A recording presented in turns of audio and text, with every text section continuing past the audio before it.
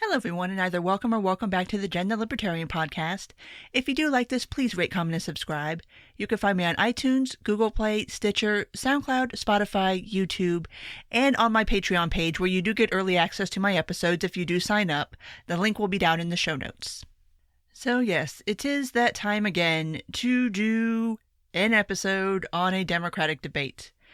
This is the 5th Democratic debate of the year. The 5th out of 12 overall that will be happening. There is still one more this year, next month in December, and then obviously there will be 6 in 2020. And yeah, I've actually watched all of it. I've watched all of them, and we're on number 5 now, which is already a ridiculously absurd number of debates to have had already. But given the fact that we still have 7 more to go, oh my God. All right. Because it's already getting to the point where these debates are getting incredibly repetitive because, there's only so much you can say. But anyway, because this is what I do, and I do this for you guys so that you don't have to do it for yourselves, here is the recap and my winners and losers of last night's Democratic debate. We'll go ahead and start. At least this was a one-night, 2-hour event, but it is still starting at 9 o'clock at night, Eastern Standard Time, which means it is running till 11 o'clock, which is still, again, why do these not start at 8? I have not seen a decent explanation other than they want people on the West Coast to be able to watch too, but I'm like, wait a minute. Even if you started at 9 on the East Coast, that's 6 o'clock in California, which is still not like a super convenient time for someone to be trying to watch this on the West Coast. Anyway, yes, it's annoying. And God, it's getting rough staying up till 11 o'clock watching these. But anyway, one night had 10 people on the stage. We had Sanders, Harris, Buttigieg, Gabbard, Klobuchar, Biden, Warren, Yang, Booker, and Steyer. Now, unless you actually follow this kind of stuff, you probably have no clue who half of those people are. Which is another problem that is emerging is, and I keep saying this every time I do one of these wrap-up episodes, but they've got to figure out a way to cull this field. Like, there's no way. This is not going to work next year when people actually start paying attention to these debates. People outside of the bubble, people outside of people who cover these sorts of things. Once the general public starts getting involved, you're not going to be able to have debates that end at 11 o'clock at night, and you're not going to be able to have 10 people on stage. So fix it, DNC. Just fix it somehow. Anyway, moving on. So, obviously, they started out the debate last night with the topic du jour, which is the impeachment proceedings. And earlier in the day, this was obviously on Wednesday the 20th, earlier in the day was Gordon Sondland's testimony in the impeachment hearings. And whoo, yeah, that was quite something. That I will be discussing obviously in the weekly roundup. But yeah, that was quite the testimony. But obviously, since this is the hot topic, we had to start out with impeachment. And for what it's worth, the impeachment question's been asked in other debates, so everybody's already kind of on record with their thoughts on impeachment, and everybody on the stage supports it. That's already established. The only interesting things really to come of this conversation, and I feel like I'm going to say that a lot because there's really nothing new here really to talk about, but because of Sondland's position and because of he did pay his way into his ambassadorship, she went public by giving a pledge that if she became president, she wouldn't make any of her big ticket donors ambassadors, and went on a whole thing about how it's not good that the ambassadorships are basically up for sale, which, it's true. And I've discussed this before, especially in relationship to Sondland.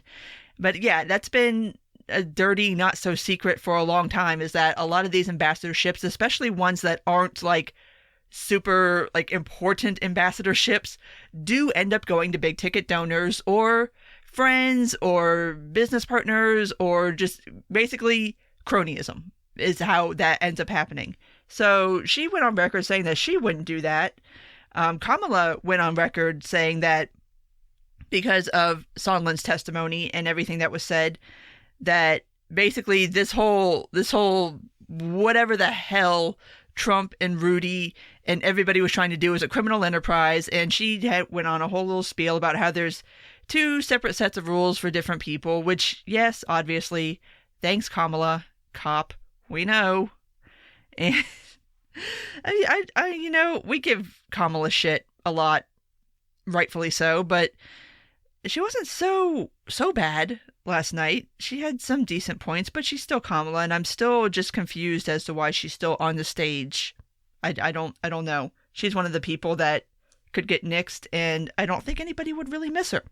But speaking of other people that could probably get nixed and nobody would really miss her, is Amy Klobuchar and her very weird shaking. Like, is there something wrong with Klobuchar? Like, I don't mean to be that way, but every time she's, like, shaking on stage, like, to the point where, like, her hair's moving. It was a little disconcerting. I don't really know what's going on with that. But that was just really weird. And everybody on Twitter commented on it. So it's not like it was just me. Like, everybody was asking, like, what's wrong with Amy? Anyway, Elizabeth Warren went on again about her wealth tax plan because she was asked about it. And yeah, it's just her plan, just the goalposts move so often. And it's just like, it's the whole idea, her plan as put forth has already been debunked. I mean, it's ridiculous. Plus, the fact of a wealth tax is ridiculous because every place it's been tried, they've had to stop doing it because it doesn't work the way it's supposed to, because obviously rich people are rich and have options that poorer people don't have as far as moving themselves or their money or both things out of the country where the wealth tax is. So, but she's still on it. And now it's this, okay, if you make above this much, it's going to be 1 penny. And then if you're above this much, it's 2 pennies. It's like, what the fuck are you talking about? What? Stop. Just please stop. And especially for somebody who keeps saying she's a capitalist, like I don't see it. I do not see it at all. Because wealth taxes are punitive. I mean, that's the whole point of them, honestly. I mean, if we're being completely honest. And they don't raise the revenue that they're supposed to. It's ridiculous. But she's still on it and still babbling nonsense about it. And then, obviously, we had to move on to healthcare because I guess we can't have any of these debates without talking about healthcare, even though we've spent, probably at this point, between the 5 rounds of debate, some of them have been 2 nights long. I mean, it's got to have been hours on hours on hours on hours with candidates discussing their healthcare plans, and nobody has anything new to add to this discussion.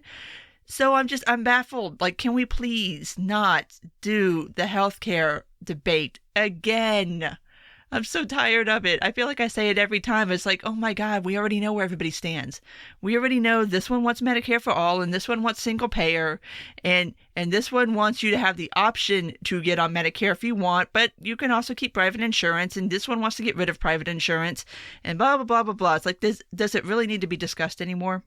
Like, I just don't understand still giving airtime to this. But like I said, it goes to this idea that there's just nothing really new to discuss. And this has been a critique that I've had ever since this whole Democratic debate thing started, is especially with kind of like the compressed timeline where you're having one of these once a month, with the exception of August. Was it August or September? It was one of those months we didn't have one. But aside from that, there's been one every month. So what is supposed to substantially change in the span of a month that you need to have another full-scale Democratic debate on it? Like, I don't understand why. Why are there so many? This is just getting rough to watch. Like, there were points last night where honestly I just like completely tuned it out because I'm like, I've already heard this before. I've already seen this before. I'm bored. I'm tired. It had already been a long day, especially covering the impeachment stuff. But it's just like, This is just kind of ridiculous at this point. So the only other kind of new thing that came up was on the topic of housing. Elizabeth Warren has a plan. Imagine that. She has a plan for something to address the issue of affordable housing.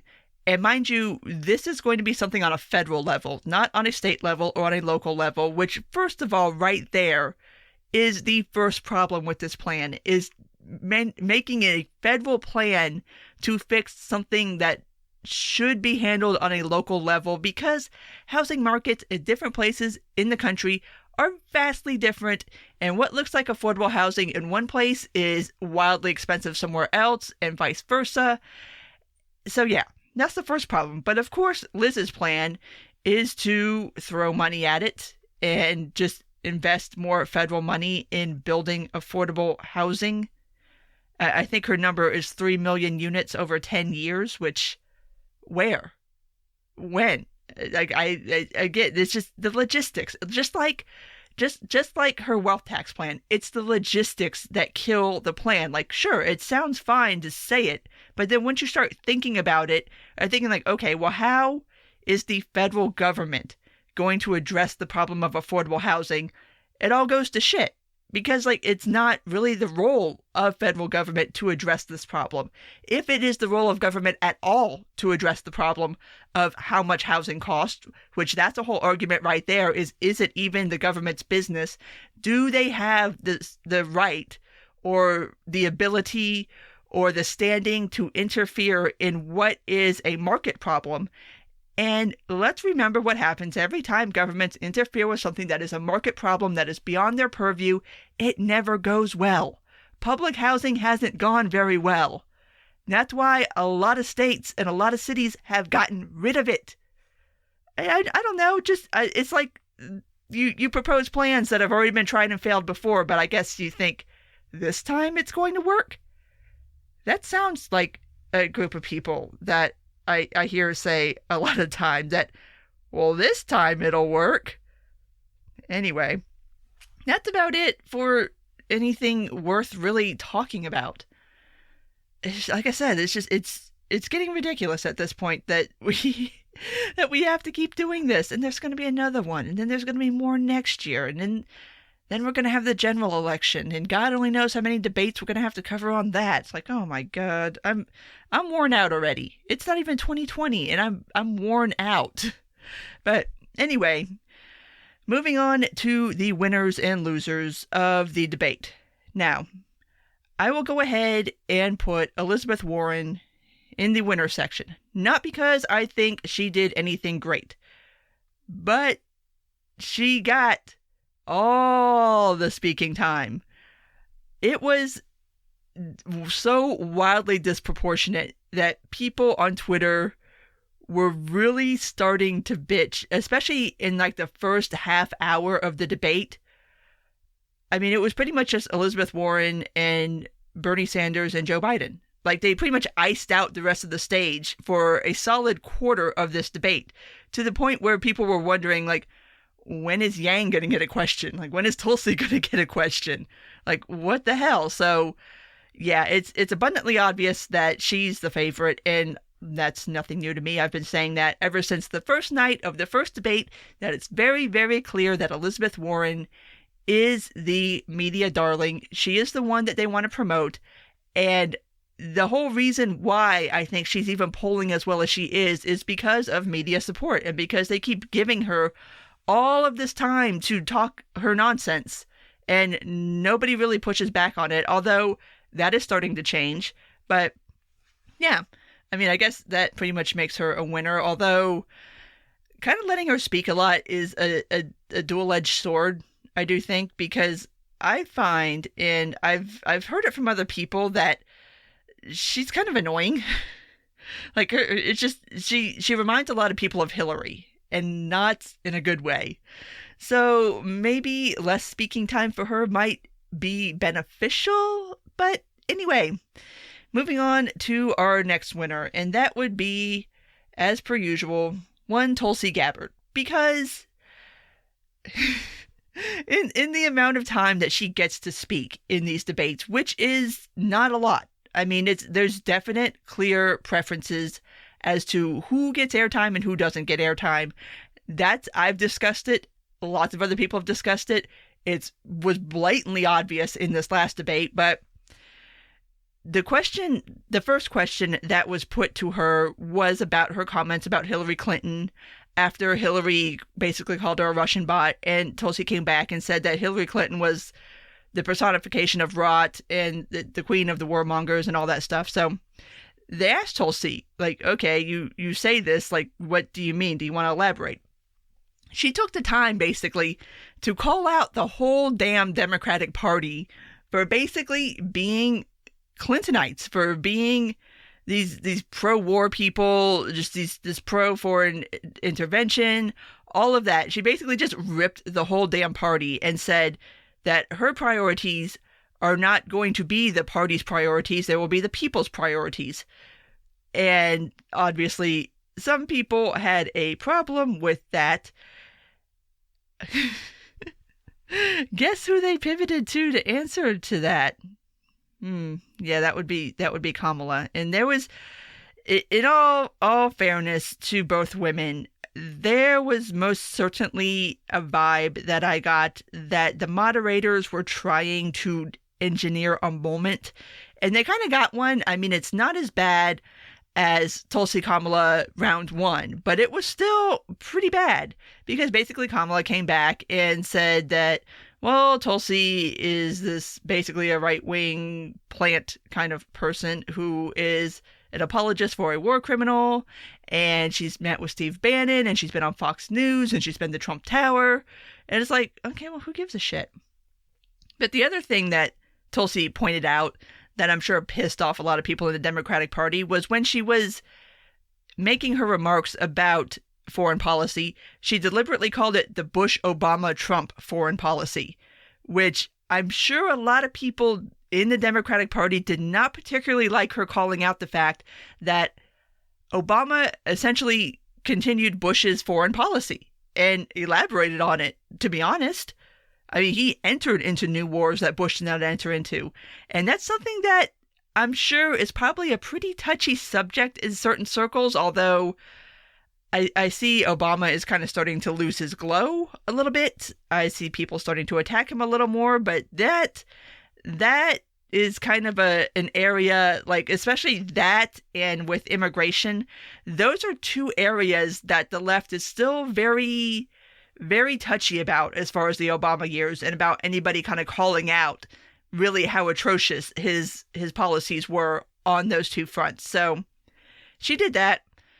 Probably pissed off a lot of people in the media, probably pissed off a lot of people in the Democratic Party, as she does. But I mean, she makes the best of her time that she is given. And for that, I would say she's a winner. Like, because she does, like, she does make buzz. She does trend after these things. People do hear what she says and they are interested and they go search for her, which is exactly what you should be trying to do, especially if you're in that position where you're kind of a second-tier candidate. You're not getting a lot of time. You really, really have to maximize your time. You got to get people interested in you. You got to get people on the internet searching for your name, searching you out, and hopefully going to your website and reading more about what you're about. That's kind of really the only thing that these debates should really be about, honestly, is trying to sell yourself to the American people. And she is very, very good at it. She has managed to not start because she's always been there, but she's, like I said, she's really good at taking what she has and maximizing it, knowing that she's not going to get a lot of chances on that stage to speak. So she did all right last night. She did pretty good. Another person that surprised me with how good he did was Cory Booker. And I know I said after the last debate that he's trying to kind of get in there. He's making a play, I think, for the center/neoliberal crowd. Because a lot of his answers were in direct response to some of the more left-wing socialist things that were being said. And especially like I was saying about anyone calling out Liz on her wealth tax, he did. He called her out on it. He told her the numbers don't work. He even made the point that every country that's tried it has stopped doing it because it doesn't work.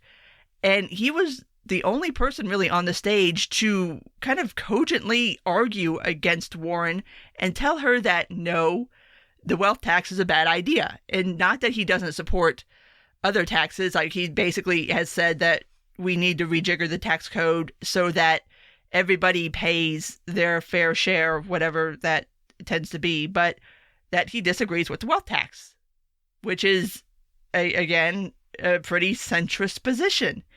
And his other big moment from last night were his comments on marijuana legalization. And bless his heart, he's got jokes. He started out his commentary, I forget exactly what the question was, but he started out with pointing out that Biden had said that he does not support full legalization of marijuana. And Cory Booker said, and I thought you were high when you said that. So laugh line gets laughs from the crowd, that's good. But then he also segues into what is a very good point, and it kind of mates up to what they were talking about before that particular topic, especially about Black and brown communities. He made the point that weed has been legal for wealthy people for a long time because wealthy people don't get popped for it. Like, you don't go to jail for that. It's the poor people. It's the Black and brown people. Those are the people who are most affected by drug policy. And I was just like, holy shit, he gets it. This dude gets it. This dude understands what the problem is with the war on drugs, and that is that it disproportionately affects poor people, it disproportionately affects minorities, it disproportionately affects people who do not have the resources to get themselves out of petty drug charges. And it's true. It's absolutely fucking true. And it was just so refreshing to hear somebody just say that on stage, like an actual candidate. Like, that really was impressive. Like, I was impressed by that. And I made the point when I did my last Democratic debate roundup, and I won't make it again, because especially after this showing, Booker would make somebody on that stage an amazing VP pick, especially if it ends up being somebody like Bernie or like Liz, who's going to need a counterpoint to reach out to the more center left, center right, independent crowd. He would fill that role perfectly. And I still say my first prediction was a Warren Booker ticket. I'm not backing off of that.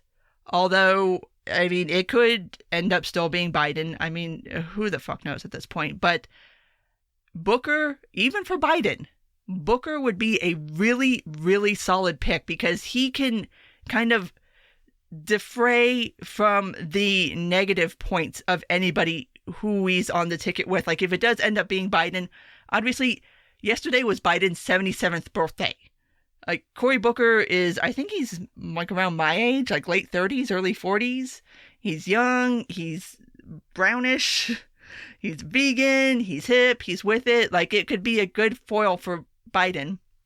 And like I said, if it was either Bernie or Liz, he could be a good foil for them too. So I think he's making a great play here. I think he's really, really kind of crafting himself into that solid pick. And I'm sure, obviously, he still wants the nomination, clearly. But at a certain point, you start to realize that that's probably not going to happen for you. So you start to pivot. I think he's starting to pivot. I think he's starting to understand that. So that was very interesting from last night. My next person that I think goes in the win column is Pete Buttigieg, or Mayor Pete, because he is actually starting to kind of creep up in the polls. So he is starting to get more time. He's starting to get more questions.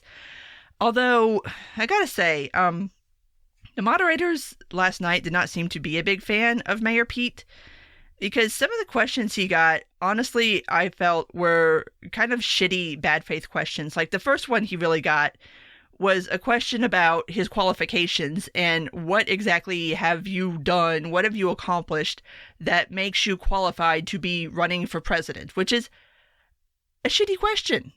I mean, he's the mayor of South Bend, Indiana. Okay, sure, whatever. There's been people with less qualifications who have run for president of the United States, but it was just, the way it was phrased was just kind of condescending to me, but his answer was a very good answer. He explained how, even though being the mayor of a mid-size-ish to smallish town, there's still, especially like day-to-day sort of administrational things that you have to do as mayor. There's certain, just, you kind of have to get your hands dirty a bit more as mayor than you would as, say, a congressman or a senator or even a governor or the president of the United States. And so his experiences in doing that have given him certain insights and certain kind of skill sets that other people on that stage don't have, which I thought was a fair enough question. And the other question he got was about his issues, well, not his issues, his electoral issues, I suppose, with the Black demographic. And this kind of ties into an article that NBC News ran last weekend about Pete Buttigieg and his Black voter problem, where they said that, Black people have problems with him other than the fact that he's gay. And I was just like, yo, y'all really thought that was a good idea to put that on there? Okay, but again, it was just kind of a question asked in a really shitty way, and he did give a very nice answer to it. So I felt like he came off really well in the debate. I feel like, again, with the amount of time he was given, which like I said, it's creeping up there because he's creeping up there. And I do think there's going to be more attacks on him because of that. But anyway, my last winner, I guess, in that he didn't lose anything, I don't think, is Joe Biden. And I mean, Joe Biden is Joe Biden, and everybody pretty much knows about Joe Biden at this point. Something interesting, though, that came out today, and this kind of leads to, because one of my critiques of his appearance last night, and a lot of people's critiques of his appearances in these debates in general, is that he's kind of stumbly. Like, you see him, he kind of loses his place, he kind of mixes up his words sometimes, by his own admission, he's a gaffe machine. So, apparently, The Atlantic ran a story today where they did an interview with Joe Biden, and it seems that he is now officially, publicly telling people that he has a stutter, and that explains the way he talks. Okay. And that's all you had to say, dude. Like, you could have said that earlier, and I know a lot of people kind of have their own hang-ups about their voice, and God knows I have my own verbal tics. I mean, I edit my own podcast. Trust me, I know what my voice sounds like. I know my verbal tics. There's nothing you can roast me on that topic that I've not roasted myself on before, but I guess this gives a little bit of an insight into kind of Joe Biden in general, because a lot of people were starting to look at this as like an age thing, like he's kind of losing cognitive function and he can't really talk right anymore.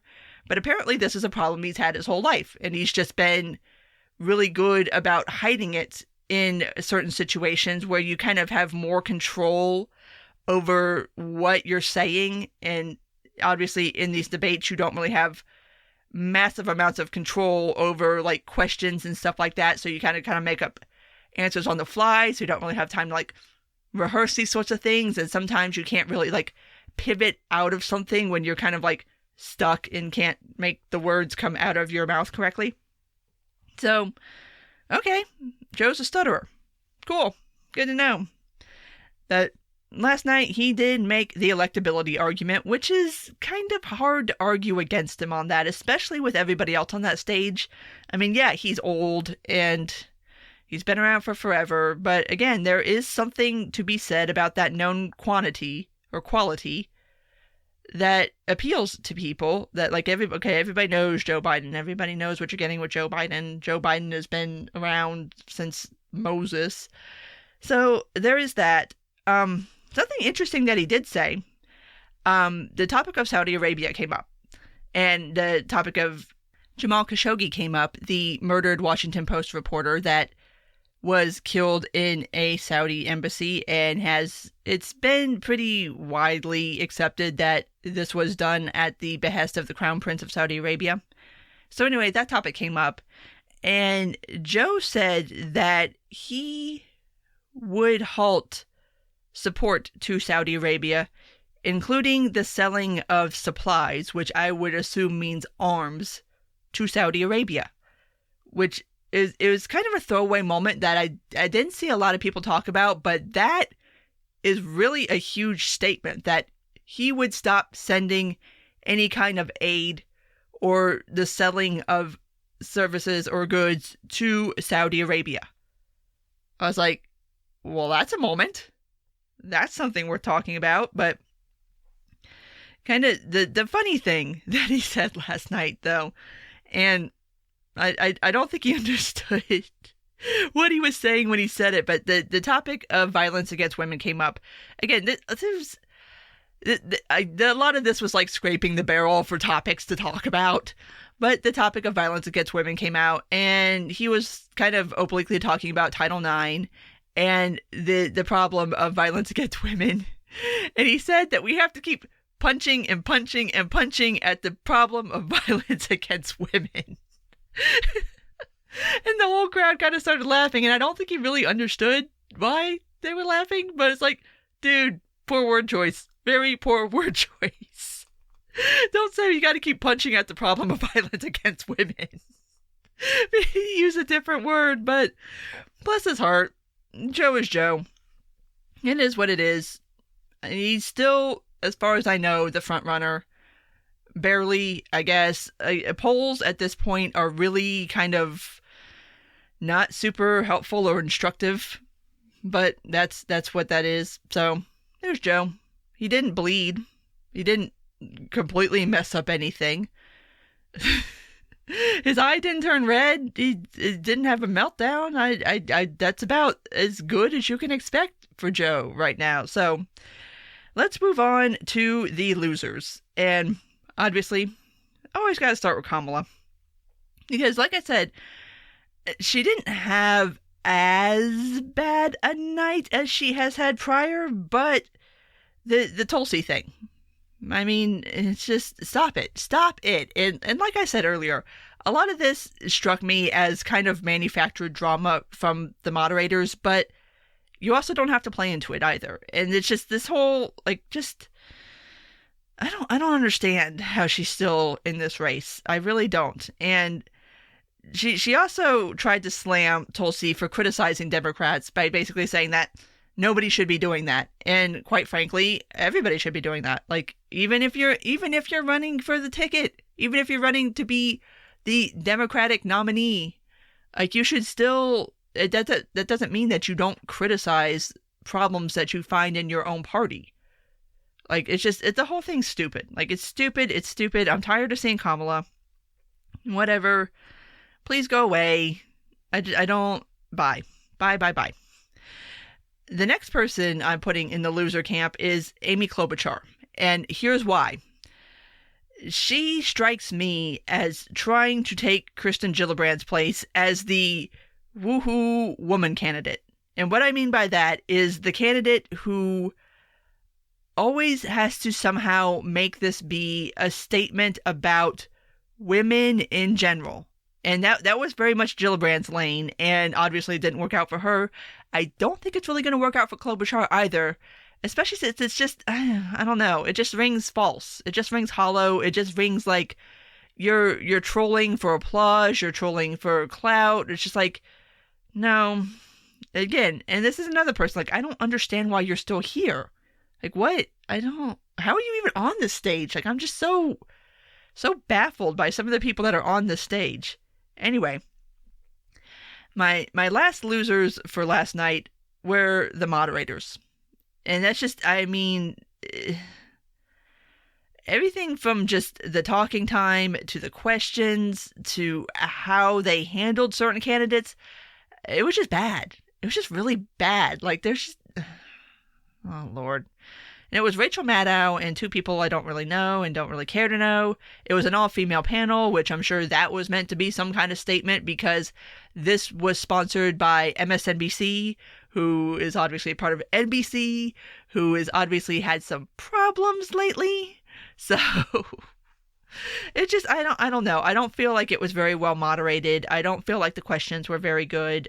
And I mean, I know we're kind of like struggling for new, fresh material to talk about in these debates because, I mean, we're on 5 now already. Like, what is left to say? But I don't know. I didn't like it. I didn't like it. So, anyway, there it is. There is my wrap-up of the 5th Democratic debate. And I will be bringing you another one next month, and probably the month after that, and the month after that, and the month after that. And to be honest, I don't really know what 2020's schedule is yet. I don't think they've announced it. All I know is that there will be 6 in 2020. As far as dates and times, we don't know yet. But yeah, we'll be doing this again. So I'm going to go ahead and wrap this up because this has been a long week and it's not done yet. And I'm the topic of Democratic debates doesn't fit on my brain anymore. So as always, if you did make it this far, thank you for listening. And if you do like this, please rate, comment, and subscribe. You can find me on iTunes, Google Play, Stitcher, SoundCloud, Spotify, YouTube, and on my Patreon page. Take care, and until next time.